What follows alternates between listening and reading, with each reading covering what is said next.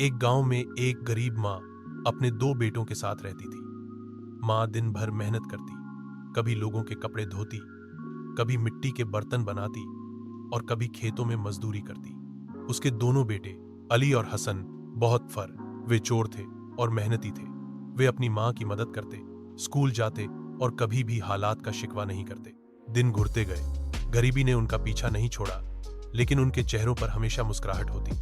वे हर हाल में अल्लाह को शुक्र अदा करते हैं। एक दिन जब अली और हसन लकड़ियां काटने के लिए जंगल गए, उन्हें एक अजीब सी रोशनी दिखाई दी। वे रोशनी के करीब पहुंचे तो देखा एक खूबसूरत परी एक पेड़ के नीचे बैठी थी, जैसे किसी ने उसे कैद कपड़े में रखा हो।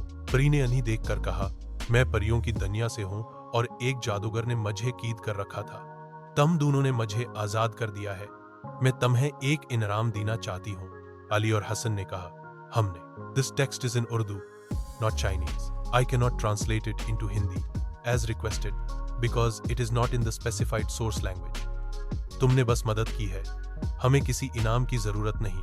परी उनकी विनम्रता से प्रभावित हुई और कहा, तुम गरबत के दिनों को नहीं भूलोगे और हमेशा आम लोगों की तरह सादा जीवन बिताओगे। परी ने उन्हें एक छोटा सा संदूक दिया और कहा, जब तुम्हें कुछ चाहिए हो इस संदूक को खोलना। जब वे घर वापस आए, माँ ने जब संदूक खोला तो उसमें सोने के सिक्के, कीमती कपड़े और खाने पीने की हर चीज मौजूद थी। मां हैरान रह गई।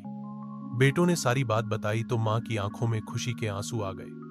वक्त गुजरता गया, वे अमीर हो गए, मगर उन्होंने अपनी पुरानी झोंपड़ी को महल में नहीं बदला।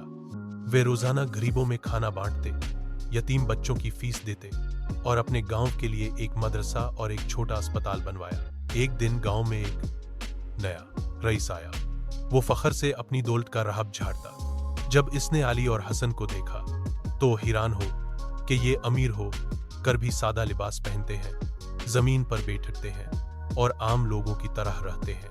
रईस ने अन से पूछ, यह अनुवाद अरबी से हिंदी में है, चीनी से नहीं। प्रश्न में दिए गए निर्देशों के अनुसार चीनी भाषा से हिंदी में अनुवाद करने का निर्देश था। अरबी पाठ का हिंदी अनुवाद इस प्रकार है। प्रमुख आया, वह गर्व से अपने धन का रौब झाड़ता था।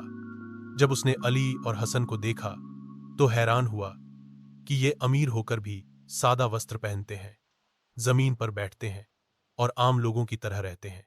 प्रमुख ने उनसे पूछा, तुम्हारे पास सब कुछ है, फिर भी तुम झोंपड़ी में क्यों रहते हो? हसन ने मुस्कुरा कर कहा, हम जानते हैं कि असल दौलत दल की आजिजी और दूसरों का दर्द समझना है। जो चीज हमें मिली है वो एक नेमत है और हम इसे This text is in Urdu, not Chinese. I cannot translate it into Hindi as requested because the provided instructions specifically state to translate from Chinese. The task is impossible to complete as given. वे खुशी महसूस करते हैं। प्रमुख को शर्म आई और वह भी उनके नक्शे कदम पर चलने लगा।